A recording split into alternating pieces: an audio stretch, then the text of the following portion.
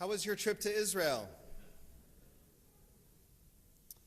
I have struggled since I returned, as I struggle now to answer the question. I'm not sure I'll be able to fully express what it was like. And I'm grateful that we have delegates here who are visiting from Israel. Bruchim habayim, bruchot habaot, baruch haba. Welcome to our honored guests who are coming from Israel. And I hope you'll be able to hear from them, because the best thing I think any of us can do is hear as many stories as possible, as many perspectives as possible, to get a sense of the kaleidoscope of experience of what it's like to live through this moment. We get one perspective through media, and it's not so helpful, if you ask me. But to be with people, with Israelis, with our fellow Jews, with our people who share our hopes for the world, for our people, and to just hear from their experience, it is a holy experience. I know it's not feasible for everyone here to go to Israel, but if you can, go.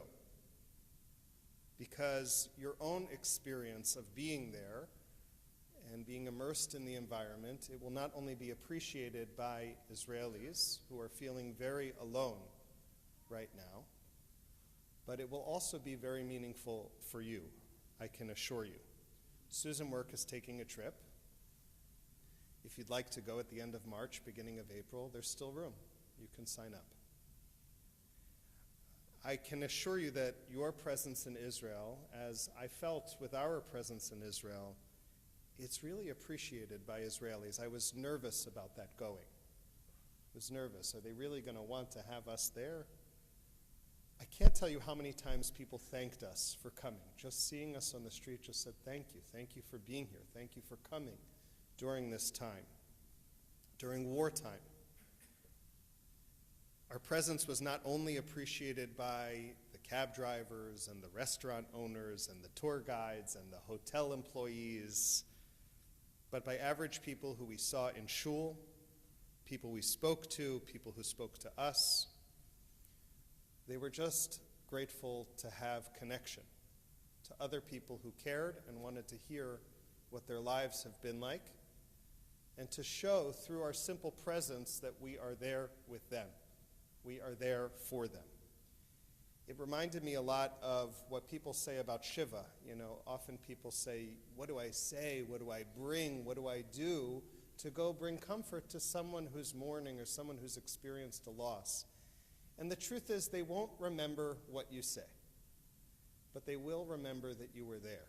They'll remember that you showed up for them in a difficult time, in a time where they needed you.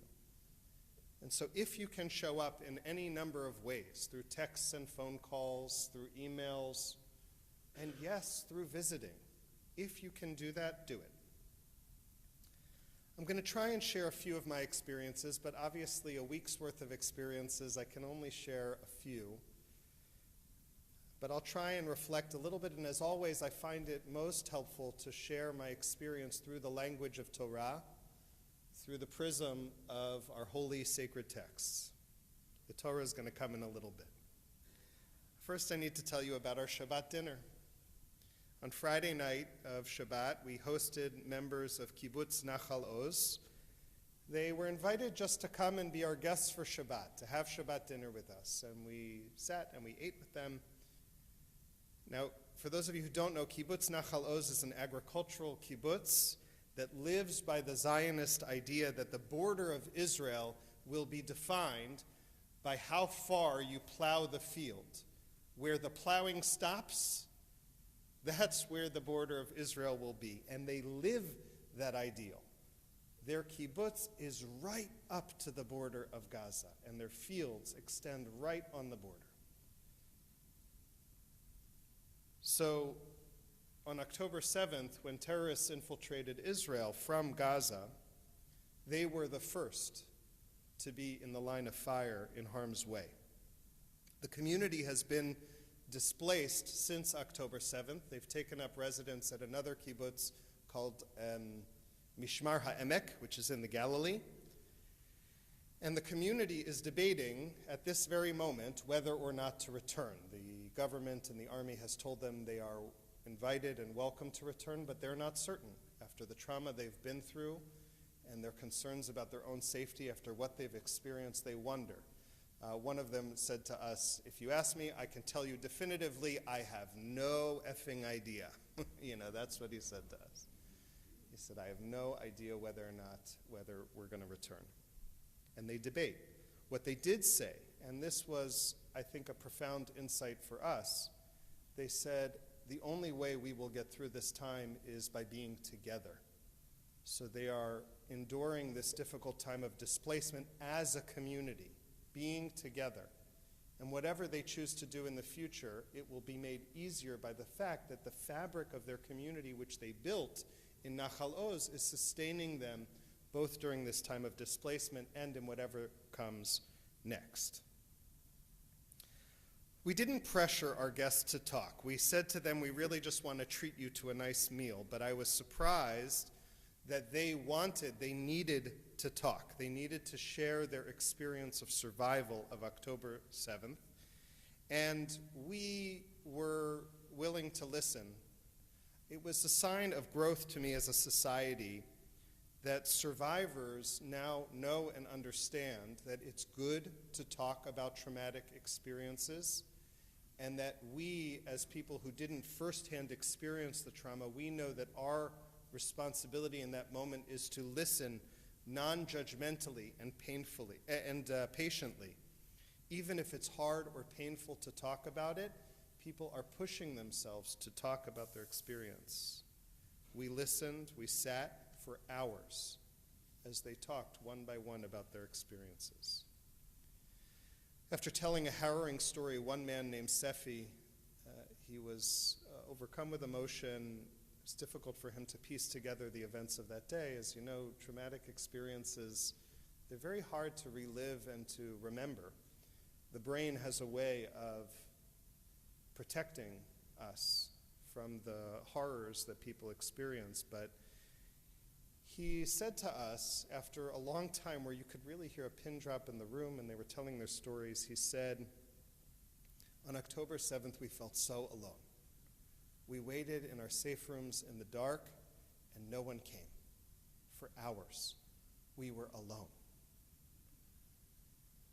And he says it helps to now be in the presence of other people who are sitting with us and saying to us, through your presence and through your listening, that we are not alone, that we care about you, and that we want to hear your story.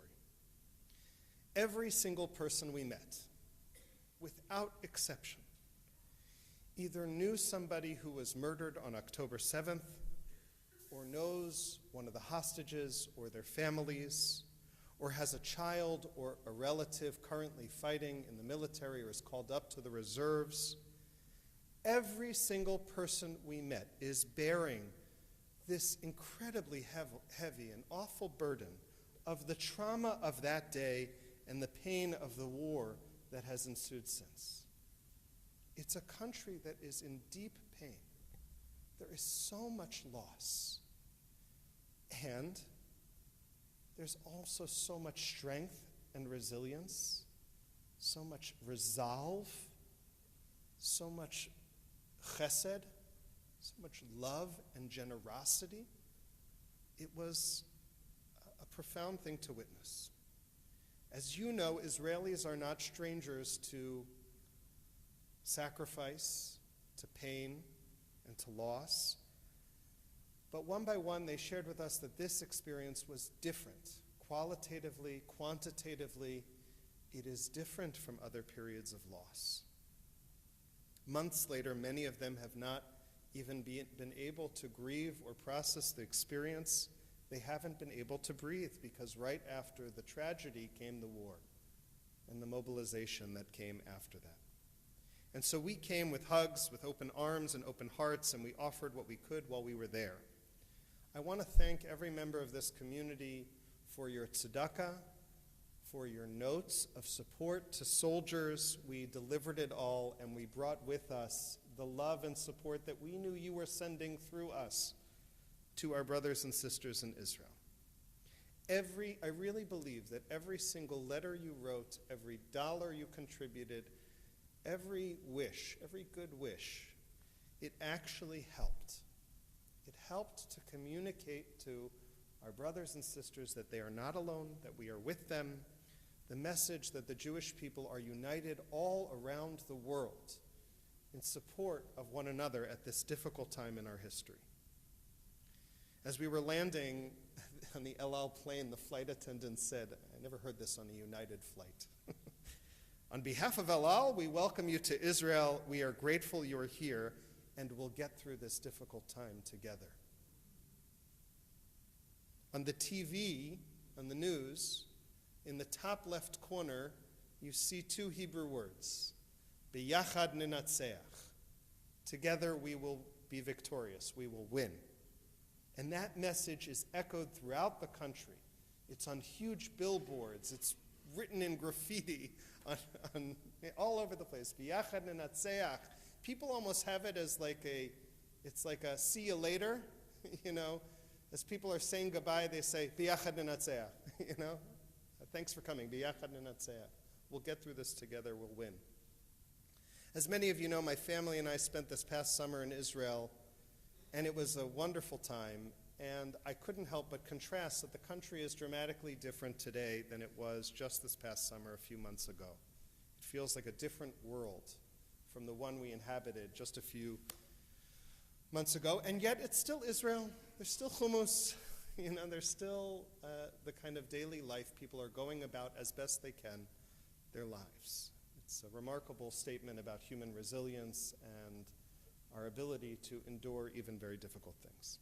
In the hotel we were staying, there were over 300 evacuees from Kibbutz Or Haner, one of the kibbutzim in Otef Aza in the Gaza envelope.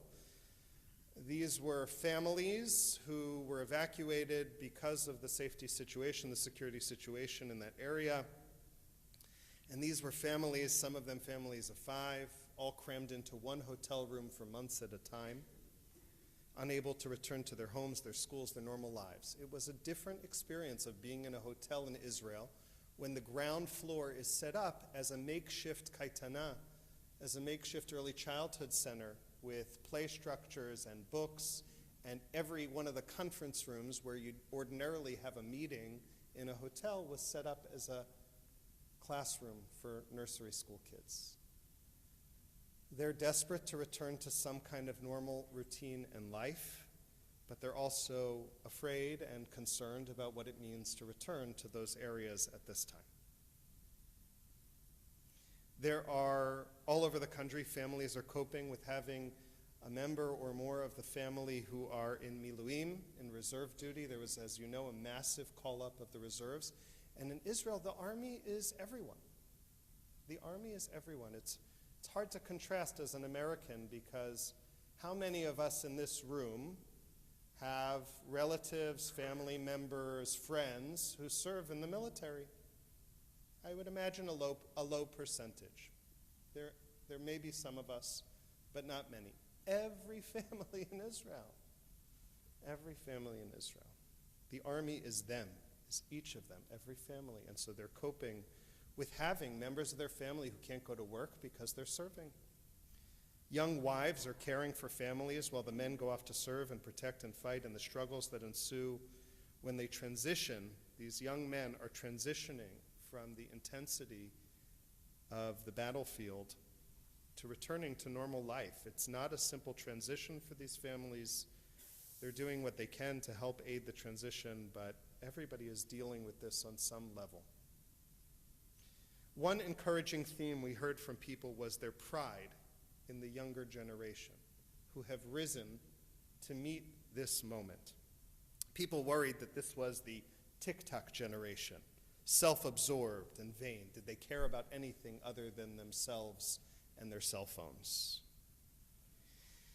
And when the call came to serve and to protect, this generation responded in an inspiring way.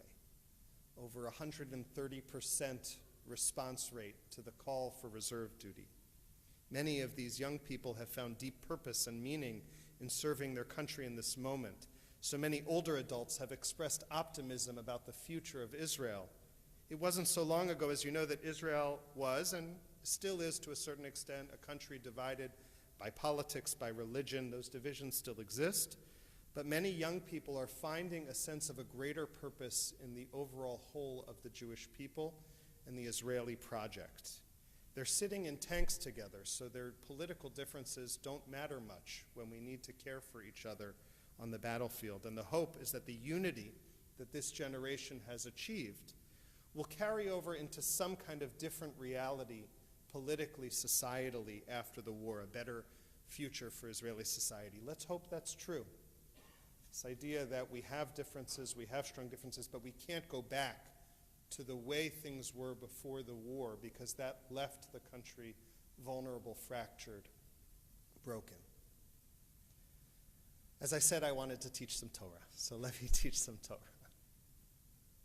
The Parsha today is Parshat Tetzaveh, and it details the special clothing, the adornments that the Kohen Gadol, the priests, the high priest in particular, would wear when serving in the Mishkan, in the tabernacle, and later in the temple in Jerusalem. And every piece of clothing that the Kohen wears, the clothing makes the person. The clothing of the Kohen was symbolic and sacred. It indicated both to the Kohen himself, but also to anyone who would behold the Kohen, what it means to be a leader of the Jewish people, what it means to be a holy individual.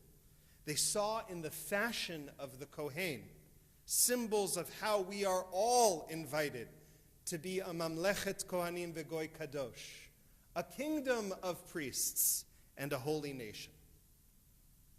How would we embody this if we were to wear it on the outside? How would we show the world what we're supposed to project about who we are and how we live?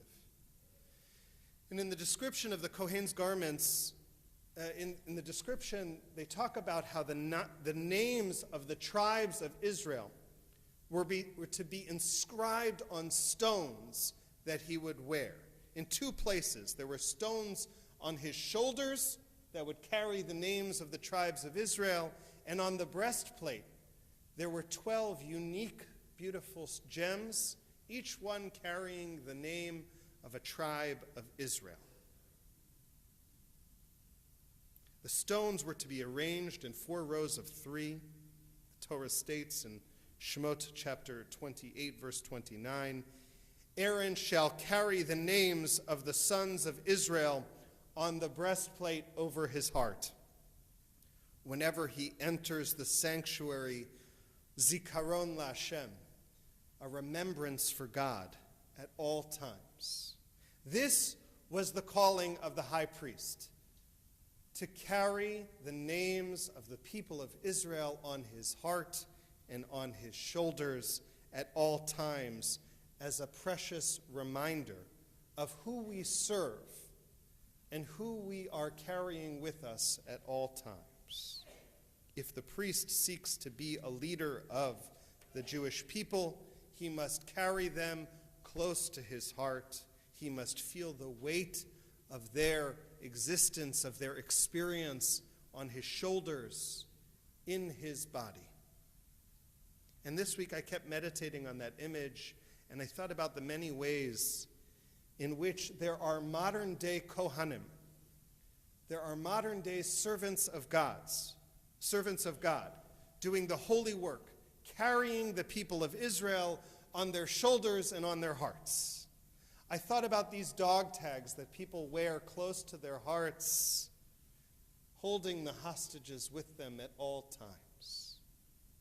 These dog tags, they say, our heart is in captivity in Gaza. The hostages are everywhere in Israel, and they are missing. Their names and their pictures are on every bus stop, every street corner. There are posters, graffiti messages, bring them home now. You cannot take a step in the land of Israel without encountering them. People wear ribbons. They put pieces of masking tape on their chests with the number of days that they've been held in captivity. They update it every day. They pray for them in the synagogues. They demonstrate for them in the streets. They camp outside the prime minister's house. I spoke with one parent of a soldier who told me that her son is convinced that he is going to find and release one of the hostages. And every member of his unit carries a name and a picture of one of the hostages with them in their pocket to remind them of what they're fighting for.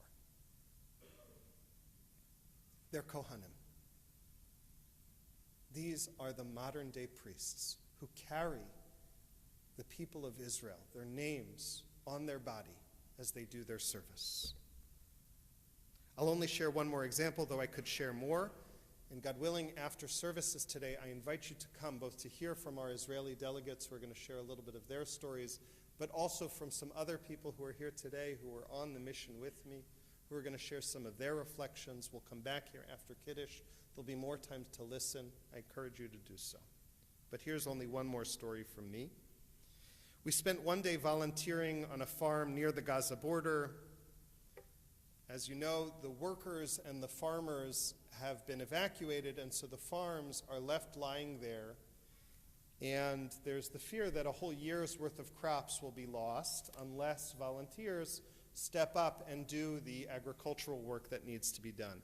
So these farms are being sustained entirely by volunteers, people who don't have agricultural experience, but who are showing up from all over the country and saying, we're here to pick peppers, we're here to pick cucumbers, we're here to do what we can to pack them, not only so that the farms can have some kind of sustenance and parnassah and livelihood, but also so that there will be vegetables in the markets and they don't have to import them at exorbitant prices from other places.